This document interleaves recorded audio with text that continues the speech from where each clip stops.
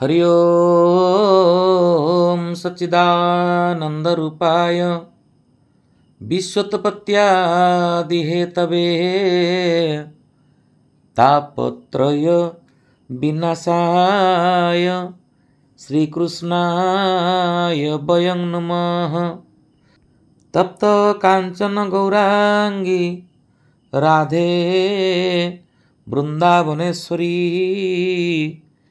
वृषभानु सुते देवी प्रणमामि हरिप्रिये। त्वमेव माता च पिता त्वमेव बन्धु च सखा त्वमेव विद्या द्रविणं त्वमेव सर्वं मम देव देव। अनंत कोटि ब्रह्मांड नायक राजराजेश्वर भक्तवत्सल मुरली मनोहर रसरास रसिकेन्द्र मौली भगवान श्रीकृष्णंकर अभय श्री चरणार बिंद तले अनंत कोटि दंडवत। परम प्रेममयी परम भावमयी परम स्नेहमयी माँ जगज्जननी वृषभानुदुल्लाळी श्रीराधांकर अभय श्री चरणार बिंद तले अनंत कोटि दंडवत।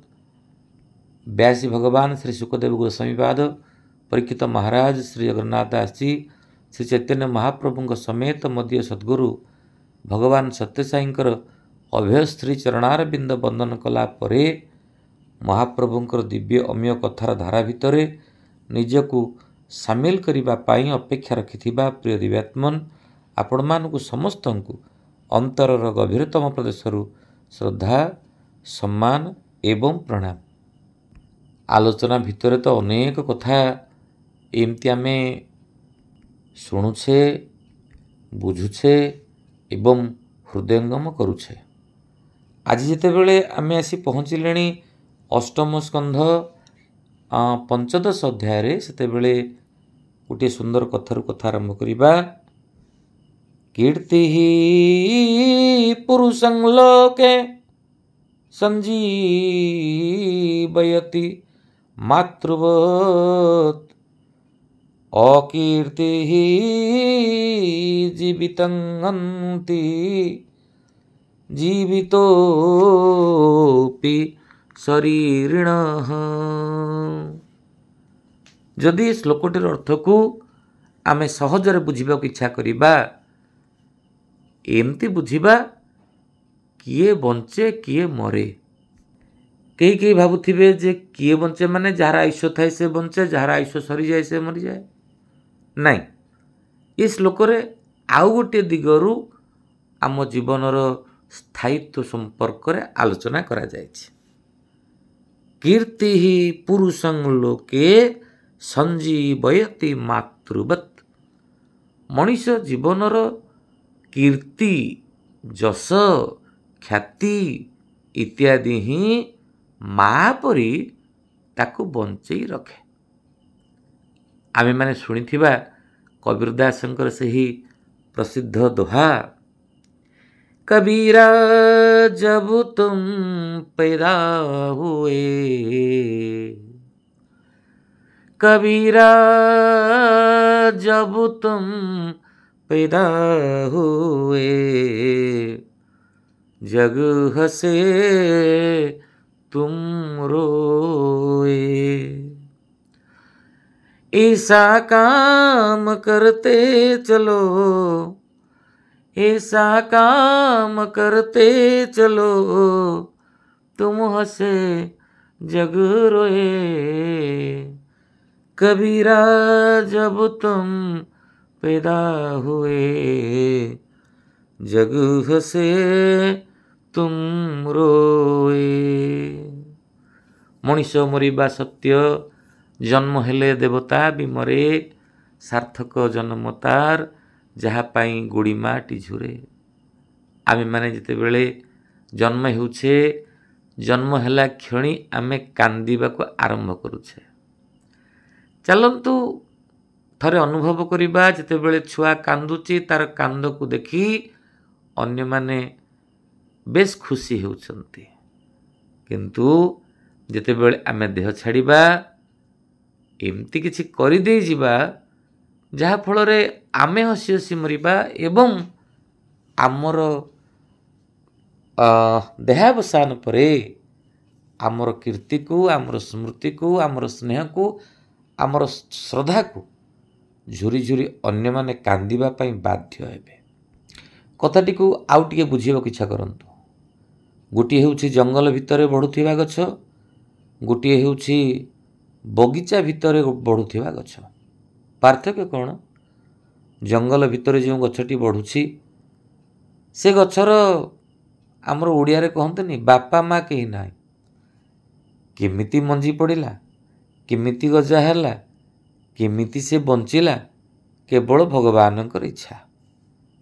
किंतु जितेबेले आमे गोटे बगीचा को चिंता करुचे निश्चित बुझी परिबा बगीचारे मालीटीए मंजी पोते, से मंजी पोतिला बेलरू ही से गछ को नहीं स्वप्न देखे, से गछर सुरक्षा कथा चिंता करे, से गछ किपरि ठीक ढंगरे बढ़िबो ता पई सार इत्यादि व्यवस्था करे, से गछ केमिति छेली गाई खाइबे नहीं भलरे बढ़िबो ता पई बाड़ बुझे, से अपेक्षा रखे केतेबेले ये गछ फूल देव फल देव, मते मोर परिश्रमर फल देव, लाभ देव नहीं कि?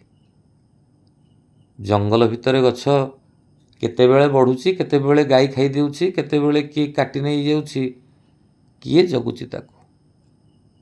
ये संसार को जदि आमे गोटे बगीचा बोली बुझिबा, ये बगीचार मालिक होउछन ईश्वर।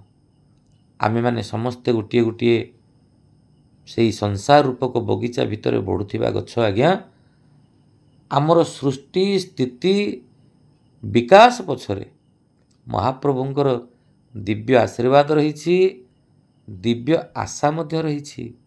मो छुआ किछि भल काम करिवो, जदि आमे से महाप्रभुंकर इच्छा को स्वीकार करी किछि भल काम कले, ताहाई आमर कीर्ति, ताहाई आमको आमर मृत्यु परे मध्य बंचई रखिबो। नाई अकीर्ति ही जीवितं हंती जीवितोपि शरीरिणः। आमे जो माने शरीरधारी जदि जीवन रे किछि अपकर्म कले, जेते आयुष्य थिले कौन हेबो? लोके तो छी छी कहिबे। शास्त्र कहउचंती बारंबार एई छीर जीवन बंचिबा मृत्यु सहित समान। चलंतु गोटे कथा सहजरे मन रखिबा, माटीर एदेह मिसिब माटीरे, साथीरे न जीव किछि क्षणिक जीवने काहींकि अरजु दुनिया जाकर छिछि। आमे से छी छी अर्जन करिबा नाही, बरम वा वा जीवन रे पाइबा पई टिके तो चेष्टा करिबा, तेबे जाई आमर जीवन सुंदर हेबो, सरल हेबो, सफल हेबो। ठीक अछि। बलिं पंचदशे विश्व जिताचार्या अजाजयन् ततोऽसौ स्वर्गमजयत् भयाद्देवा निलीलिरे। प्रिय दिव्यात्मन, आमे माने तो विगत अध्याय आलोचना करिछे ये देवता एवं असुर जन्म शत्रु केही काहाकू केबे भी बर्दाश्त करि पारंती नाही। आम ओडिया भाषा रे कहिले या छाई पड़िले ता नाही डेइम, ता छाई पड़िले या नाही डेइम। जदियो देवता मानक भितरे सात्विक गुण थिला, भक्तिर भावना थिला, ईश्वरीय आशीर्वाद थिला, किंतु एई जो राक्षस माने एमाने तो भोगवाद रे अत्यंत मात्रा रे विश्वास करंती ता नुहे, बुड़ी रहिबाकू मध्य इच्छा करंती। राक्षस मानकर ताड़ना सबु बेले देवता मानक अतिष्ठ करिछि एवं आमे विगत अध्याय आलोचना करिछे जेते बेले एई दैत्य माने देवता मानक पर आक्रमण करिसंती। दंती कुदंती माती बेनी बळ जुझंती अति क्रोधित শূন্য মার্গে অস্ত্র শস্ত্র ঝঙ্কার প্রকম্পিত ত্রিপুর ভয় আচ্ছন্ন দশ দিগে হে দেবাসুরে কেবে কেবে মায়া যুদ্ধরে কেবে সম্মুখ ক্রোধ ভরে বজ্র যে সনে মুষ্টি কেবে তো শিଳାବୃଷ୍ଟି ପ୍ରହାରୁଛନ୍ତି ପରସ୍ପରେ। ଯାବତୀୟ ପ୍ରକାରର ଯୁଦ୍ଧ ହୋଇଛି, ବାହୁ ଯୁଦ୍ଧ ଠାରୁ ଆରମ୍ଭ କରି ମାୟା ଯୁଦ୍ଧ ପର୍ଯ୍ୟନ୍ତ। ଯେତେବେଳେ ପ୍ରଚଣ୍ଡ ଯୁଦ୍ଧରେ ମତ୍ତ ହୋଇଛନ୍ତି ଦେବାସୁର ଦୁଇ ଗୋଷ୍ଠୀ, ସେତେବେଳେ ମହାପ୍ରଭୁଙ୍କର ଛଳନାରେ ଦେବତାମାନେ ତ ସମସ୍ତେ ଅମୃତ ପାଇଛନ୍ତି, ଅସୁର ସମ୍ପ୍ରଦାୟ ପରାସ୍ତ ହେଲେ। ଏବଂ ଯେତେବେଳେ ଅସୁରମାନେ ପରାସ୍ତ ହୋଇଛନ୍ତି, ସମସ୍ତେ ଆହତ ହୋଇଛନ୍ତି, କିନ୍ତୁ ଇନ୍ଦ୍ରଙ୍କର ନେତୃତ୍ୱରେ ଗଳି କନ୍ଦି ଖୋଜି ଯେତେବେଳେ ଅସୁର ସଂହାର ଲୀଳା ଆରମ୍ଭ ହୋଇଗଲା, ଆମେ ସେ କଥା ମଧ୍ୟ ଆଲୋଚନା କରିଛେ। ନିଜେ ପିତାମହ ବ୍ରହ୍ମା ପଠେଇଛନ୍ତି ନାରଦଙ୍କୁ, ନାରଦ ଯାଅ ଯାଅ, ସେମାନେ ସମସ୍ତେ ନିରସ୍ତ୍ର ହୋଇସାରିଲେଣି, ହତାଶ ହୋଇସାରିଲେଣି, ଆଉ ସେମାନଙ୍କୁ ମାରିବାରେ କ'ଣ ଲାଭ ଅଛି। ନାରଦଙ୍କର କଥାକୁ ସ୍ୱୀକାର କରି ଦେବତାମାନେ ଯୁଦ୍ଧରୁ ବିରତ ହୋଇଛନ୍ତି, ସ୍ୱର୍ଗକୁ ଯାଇଛନ୍ତି। ଏବଂ ଅନ୍ୟପଟେ ଶୁକ୍ରାଚାର୍ଯ୍ୟ ନିଜର ମୃତ ସଞ୍ଜୀବନୀ ମନ୍ତ୍ର ଦ୍ୱାରା ସମସ୍ତ ଦାନବମାନଙ୍କୁ ପୁନଃ ଜୀବନ ଦାନ କରିଛନ୍ତି।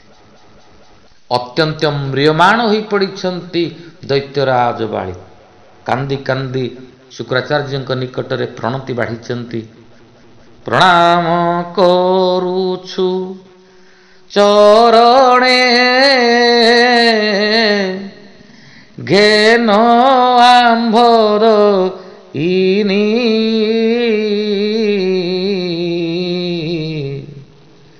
ଉପାୟ କର ଶ୍ରୀ ଗୁରୁଜୀ ବଞ୍ଚିବୁ ଏ ଧରଣୀ। ଏ ସଂସାର ଭିତରେ ଅପମାନିତ ହୋଇ ବଞ୍ଚିବା ଅପେକ୍ଷା ମରିଯିବାଟା ବରଂ ଭଲ ହୋଇଥାନ୍ତା। ଆମେମାନେ ଏତେ ପରାକ୍ରମଶାଳୀ ହୋଇଥିଲେ ମଧ୍ୟ ଦେବତାମାନଙ୍କର ଛଳନା ନିକଟରେ ବାରମ୍ବାର ବଳି ପଡ଼ିଯାଉଛୁ। ଆଜି ବଳିରାଜନ ଶୁକ୍ରାଚାର୍ଯ୍ୟଙ୍କ ନିକଟରେ ଯେତେବେଳେ ଅତ୍ୟନ୍ତ ଅନୁନୟ ବିନୟ ହୋଇ ଉପାୟ ପଚାରିଛନ୍ତି, ଶୁକ୍ରାଚାର୍ଯ୍ୟ ବତେଇଛନ୍ତି, ରାଜନ ଗୋଟିଏ କାମ କର, ତୁ ମହାଯଜ୍ଞ ବେଗେ କର, ଯେ ମନ୍ତେ ଜିଣିବୁ ଅମର। ଗୋଟିଏ ଯଜ୍ଞ ଆୟୋଜନ କର ରାଜନ। କେଉଁ ଯଜ୍ଞ? ତ୍ରିପୁର ଜୟ ନାମ କ୍ରତୁ କଲା ଅମର ଜୟ ହେତୁ। ଯଜ୍ଞର ନାମଟି ହେଉଛି ତ୍ରିପୁର ଜୟ। ରାଜନ, ମୁଁ ହିଁ ସମସ୍ତ ବେଦଜ୍ଞ ବ୍ରାହ୍ମଣମାନଙ୍କୁ ନିମନ୍ତ୍ରଣ କରିବି, ବ୍ୟସ୍ତ ହେବାର କିଛି ଆବଶ୍ୟକତା ନାହିଁ। ଆମେ ତ୍ରିପୁର ଜୟ ଯଜ୍ଞ ଅବଶ୍ୟ ଆୟୋଜନ କରିବା ଏବଂ ସେ ଯଜ୍ଞର ପ୍ରଭାବରେ ଆମେ ଅବଶ୍ୟ ଦେବତାମାନଙ୍କ ଉପରେ ଦାଉ ସାଧିବା ପାଇଁ ସମର୍ଥ ହେବା। ପ୍ରିୟ ଦିବ୍ୟାତ୍ମନ୍, ଯଦିଓ ଶ୍ରୀ ଜଗନ୍ନାଥ ଦାସ କୃତ ଭାଗବତରେ ତ୍ରିପୁର ଜୟ ଯଜ୍ଞ ବୋଲି କୁହାଯାଇଛି, କିନ୍ତୁ ମୂଳ ଭାଗବତରେ ଯଜ୍ଞର ନାମ ହେଉଛନ୍ତି ବିଶ୍ୱଜିତ ଯଜ୍ଞ। ତବେ ଶୁକ୍ର ବେଦବିତ୍ ଆଣିଆ ବ୍ରାହ୍ମଣେ, ବିଶ୍ୱଜିତ ନାମେ ଯଜ୍ଞ କରାୟ ଆପଣେ। ସମସ୍ତ ବେଦଜ୍ଞ ବ୍ରାହ୍ମଣମାନଙ୍କୁ ନିମନ୍ତ୍ରଣ କରି ଯେତେବେଳେ ସୁନ୍ଦର ଭାବରେ ଯଜ୍ଞ ଆୟୋଜନ ହେଲେ, ଫଳ କ'ଣ ହେଲା? ଦିବ୍ୟ ରଥ, ଦିବ୍ୟ ଘୋଡ଼ା, ଦିବ୍ୟ ସରାସନ, ଯଜ୍ଞର ଅନଳେ ସବେ ହଇଲ ଉତପନ। ଯଜ୍ଞର ଅଗ୍ନି ଭିତରୁ ଜାତ ହୋଇଛନ୍ତି ଦିବ୍ୟ ରଥ, ଦିବ୍ୟ ଅଶ୍ୱ, ଦିବ୍ୟ ସରାସନ। ସେତିକି ନୁହେଁ, ସିଂହଧ୍ୱଜ ଅକ୍ଷୟକ ବଚ ଦିବ୍ୟ ବାଣ, ଉଠିଲ ଆଗୁନି ହଇତେ ଅଗ୍ନିର ସମାନ। ଅଗ୍ନି ଦେଖିବାକୁ ଯେମିତି ସ୍ୱର୍ଣ୍ଣମୟ, ଠିକ୍ ସେମିତି ସ୍ୱର୍ଣ୍ଣମୟ ରଥ, ସ୍ୱର୍ଣ୍ଣମୟ ଅଶ୍ୱ ଇତ୍ୟାଦି ଉତ୍ପନ୍ନ ହୋଇଛନ୍ତି। ଶ୍ରୀମଦ୍ ଭାଗବତରେ ମଧ୍ୟ ସ୍ପଷ୍ଟ ଭାବରେ ବର୍ଣ୍ଣନା ଅଛନ୍ତି। ତହତୋ ରଥ କାଞ୍ଚନ ପଟନଦୌ ହୟାଶ୍ଚ ହର୍ଜ୍ୟ ଚତୁରଙ୍ଗବର୍ଣ୍ଣା, ଧ୍ୱଜଶ୍ଚ ସିଂହେନ ବିରାଜମାନೋ, हुतासनादास हवीर्भिरिष्ठात्, धनुश्च दिव्यं पुरटोपनद्धं, तूणाविरक्तौ कवचं च दिव्यं, पीतामहस्तस्य ददौ च माला, मल्लान पुष्पां जलजं च शुक्र। हेम निर्मित धनु तृण, तृण कहले तृणीर, अभेद कवच उत्पन्न, अम्लान पद्ममाला पुणी गले प्रह्लाद देलाणी। जो प्रह्लाद भगवानकर परम भक्त से आसी पहुँची गले तो माला चढ़ेले, भृगुजे शंख देले करे, जिनादे त्रिभुवन पुरे। ये एमती सुंदर रथ, सुंदर अश्व, सुंदर सुंदर दिव्य अस्त्र शस्त्र को धारण करी वर्तमान यज्ञ बଳରେ बलियान होइछन्ति बलिराजन। स्वर्ग उपरे आक्रमण हेब ही हेब। बलियारोही दिव्य रथ, प्रह्लाद पादे प्रणमित। स्वर्ग उपरे आक्रमण करी इंद्रଙ୍କ ଠାରେ प्रतिशोध नेबार लक्ष्य नहीं बलि रथारूढ़ होइचन्ति, प्रह्लादଙ୍କୁ प्रणाम करिछन्ति। से बलि रथ मध्ये बसी, अनल तेज प्राय दिसी। दाउ दाउ ही जलुछन्ति बलिराजन। चेहरा तो सुंदर एवं यज्ञर बलर प्रभाव रे अत्यंत प्रभावशाली होई एका जाउछन्ति ता नुहे आज्ञा, सांगरे मध्य समस्त असुर बाहिनी अछन्ति। जगन्नाथ दास सुंदर लिखिचन्ति। असुर बल मध्ये राजे, तुल्य ऐश्वर्य बल तेजे, चलन्ते कंपे दश दिश, केशहु असुरंक त्रास। मिलिले इंद्रर भुवने, सकले विधिर विधाने, नंदन बने पंक्ति पंक्ति, कल्प पादपे विराजन्ति। जेते बेले असुर बाहिनी जाई पहुंची गले इंद्रंकर भवन रे, आहा आरंभ हे गला समस्त प्रकार क्षय क्षतिर कार्यक्रम। जे जेउठी जहा पाइला ताहा भांगिला ता नुहे। जेते बेले देवता मानक उपरे आक्रमण करिछन्ति समस्त असुर बाहिनी, एठी तो देवता माने बुझी नैथिले आउ बोधे असुर माने आम उपरे आक्रमण करने को साहस करिवे नाही। से माने कि भला बुझिचन्ति यज्ञ बଳରେ बलियान होई करी पुनः आक्रमण करिछन्ति बळी। अप्रस्तुत अछन्ति देवता माने। सेतिकी नुहे, ए जेते बेले बळी आक्रमण करिछन्ति दिन बेला मध्ये आक्रमण करू नांती। एमंत पुरे रात्र काले, बळी मिलिला बाहु बळे। एमंत पुरे रात्र काले, जदि पचरा जीव केमंत पुरे रात्र काले, एठी वर्णना आसिब इंद्रपुरीर वर्णना। इंद्रपुरी परी पुरी ताहा परी, अछि के का सांगे तुलिबा। इंद्रपुरी पुरी, इंद्रपुरी परी पुरी ताहा परी, ଅଛି କେ କା ସଙ୍ଗେ ତୁଳିବା। ବିଶ୍ୱକର୍ମା କୃତି ଛତ୍ରେ ଛତ୍ରେ ଛନ୍ତି, କାହାକୁ କି ଉପମା ଦେବା। ଯହିଁ ମୃତ୍ତିକା ମରକତ ପରି ଶୋଭିତ। ପ୍ରବାଳ ପାବଚ୍ଛ ପ୍ରାଚୀର ବୈଦୁର୍ଯ୍ୟ, ଆସନ ମାଣିକ୍ୟେ ଖଚିତ। ଯହିଁ ମୃତ୍ତିକା ମରକତ ପରି ଶୋଭିତ। ଏଡ଼େ ସୁନ୍ଦର ଯେଉଁ ଇନ୍ଦ୍ରପୁରୀ, ସେଇଠି ଯାଇ କେବଳ ବଳି ଯେ ପହଞ୍ଚିଗଲେ ତା ନୁହେଁ। ବେଗେ ରୁନ୍ଧିଲା ଅଷ୍ଟଦିଗ ଗୋବିନ୍ଦ, କେଶହୁ ଅସୁରଙ୍କ ବେଗ ଗୋବିନ୍ଦ। ଭୂମି ଗଗନ ଅନ୍ତରାଳେ ଗୋବିନ୍ଦ, ବାକ୍ୟ ନ ଶୁଭଇ ଚହଳେ ଗୋବିନ୍ଦ। ଏପରି ଭାବରେ ରାତି ଅଧିଆ ଆକ୍ରମଣ ହେଲା ଯେ କୌଣସି ଦେବତାମାନେ ଆଉ ବାଟ ପାଇଲେ ନାହିଁ, ଯାଇ ପହଞ୍ଚି ଯାଇଛନ୍ତି ଦେବଗୁରୁ ବୃହସ୍ପତିଙ୍କ ନିକଟରେ।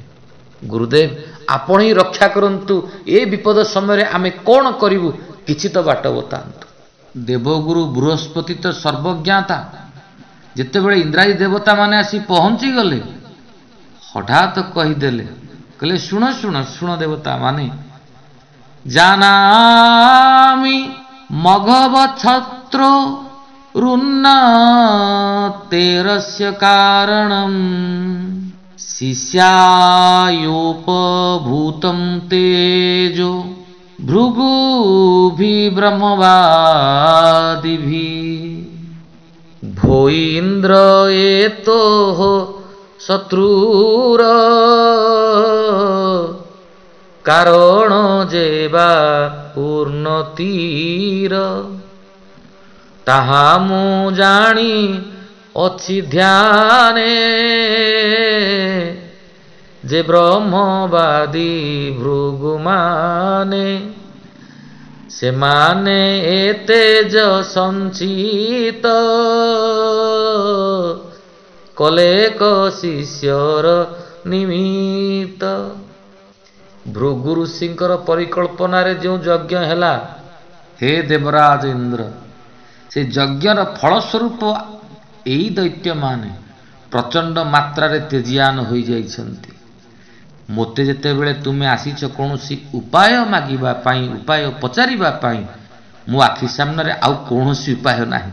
ଗୋଟିଏ ଉପାୟ ଅଛି।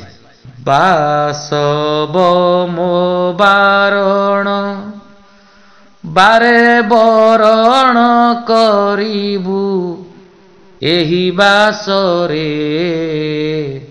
ବାସବ ମୋ ବାରଣ, ହେ ବାସବ, ମୋର ବାରଣକୁ ତୁମେ ବରଣ କରିବ ନା? ମୋର ଗୋଟିଏ ବାରଣକୁ ତୁମେ ମାନିବ ନା? ଆଉ ଥରେ, ବାସବ ମୋ ବାରଣ, ବାରେ ବରଣ କରିବୁ ଏହି ବାସରେ। ବାସବ ମୋ ବାରଣ, ବର ଯିବେଗେ ବାରସ୍ପତି ବିରାଗେ। ବାରସ୍ପତି କହିଲେ ସ୍ୱର୍ଗପୁର। ବର ଯିବେଗେ ବାରସ୍ପତି ବିରାଗେ, ବାସବର ବୀର ବନ ଦେଶରେ। ବାସବ ମୋ ବାରଣ। ପ୍ରିୟ ଦିବ୍ୟାତ୍ମନ, ଏଇଟି ମୋ ନିଜ ଲେଖା। ତେବେ ଲମ୍ବା ଗୀତ ଗାଇଲା ବେଳକୁ ସମୟ ନାହିଁ ଆମ ପାଖରେ। ଛାଡ଼ନ୍ତୁ, ତେବେ ବୃହସ୍ପତି ଗୋଟିଏ କଥା କହିଲେ, ହେ ଇନ୍ଦ୍ର, ଏବେ ଦୈତ୍ୟମାନଙ୍କୁ ଦମନ କରିବା ସମ୍ଭବ ନୁହେଁ। ବରଂ ଦୁର୍ଗମେ କାମ ରୂପେ ଚର, ଯହିଁ ପର୍ବତ ବନ ଘୋର। ତୁମେ ତ କାମନା ଅନୁସାରେ, ଇଚ୍ଛା ଅନୁସାରେ ନିଜର ରୂପ ବଦଳାଇ ଦେଇପାରିବ। ଯାଅ, ଜଙ୍ଗଲ ଭିତରେ ବୁଲ, ଲୁଚି ଛପି ରୁହ, ଅପେକ୍ଷା କର କେତେବେଳେ ପୁନଶ୍ଚ ପଟ ପରିବର୍ତ୍ତନ ହେବ। ଏମିତି ଗୋଟିଏ ସୁନ୍ଦର ଉପଦେଶ ଦେଇ ଯେତେବେଳେ ବୃହସ୍ପତି ନିଜର ବକ୍ତବ୍ୟ ରଖିଛନ୍ତି, ଜଗନ୍ନାଥ ଦାସ କିନ୍ତୁ ଏଇଠି ଅଧ୍ୟାୟକୁ ବଢ଼େଇ ଦେଉଛନ୍ତି। ବୋଲଇ ବିପ୍ର ଜଗନ୍ନାଥ ଭାଷା ପ୍ରବନ୍ଧେ ଭାଗବତ, ମନ ବଚନେ ଭାବ ଏବେ ତରିବ ବିଷ୍ଣୁ ମାୟା ଯେବେ। ଇତି ଶ୍ରୀମଦ୍ ଭାଗବତେ ମହାପୁରାଣେ ପରମହଂସ୍ୟାଂ ସଂହିତାୟାମ୍ ଅଷ୍ଟମ ସ୍କନ୍ଧେ ବଳିର୍ବିଜୟୋ ନାମ ପଞ୍ଚଦଶୋऽଧ୍ୟାୟଃ। ସମସ୍ତେ ଟିକେ ଆଖି ବନ୍ଦ କରିବା। ନାମ ସଂକୀର୍ତ୍ତନ ଯସ୍ୟ ସର୍ବ ପାପ ପ୍ରଣାଶନମ୍ ପ୍ରଣାମ ଦୁଃଖ ଶମନଂ ତଂ ନମାମି ହରିଂ ପରମ୍। ଓಂ ନମୋ ଭଗବତେ ବାସୁଦେବାୟ। ଶ୍ରୀକୃଷ୍ଣାୟ ସମର୍ପଣମସ୍ତୁ। ଆପଣମାନଙ୍କୁ ସମସ୍ତଙ୍କୁ ବାରମ୍ବାର ପ୍ରଣାମ। ଜୟ ଶ୍ରୀକୃଷ୍ଣ।